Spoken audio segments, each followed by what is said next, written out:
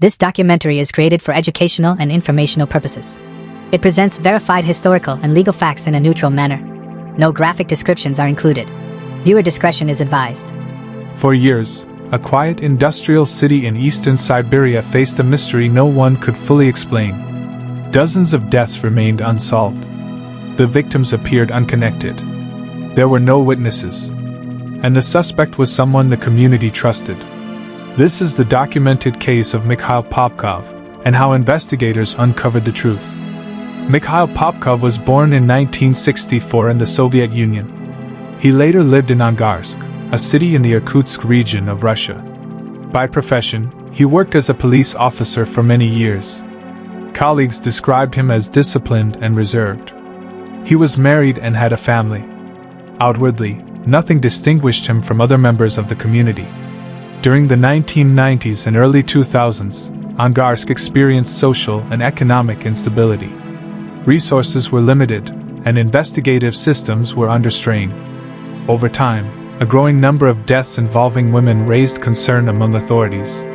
Between the mid-1990s and early 2000s, numerous cases were recorded in the region. The incidents appeared sporadic. There was no immediate pattern that investigators could clearly establish.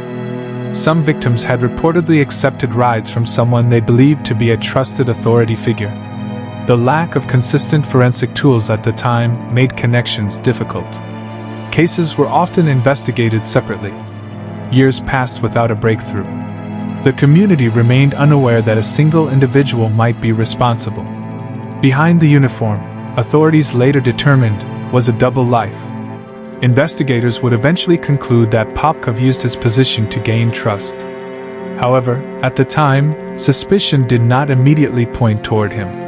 In the 2000s, advancements in forensic science began to change the course of the investigation. DNA analysis became more accessible to Russian authorities. Archived evidence was re-examined.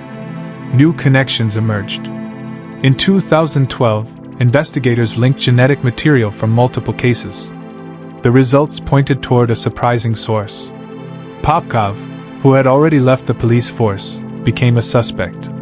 He was arrested in 2012. During questioning, he provided statements that investigators later used in court proceedings. Authorities reopened numerous cold cases. The scale of the investigation expanded significantly.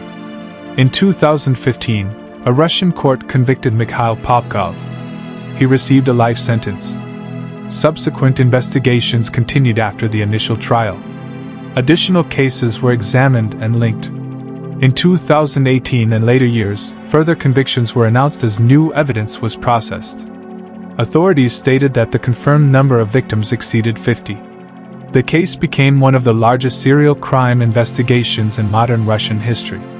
Popkov remains incarcerated under a life sentence.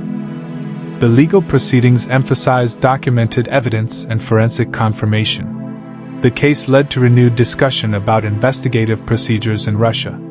Authorities reviewed how cases were documented and connected.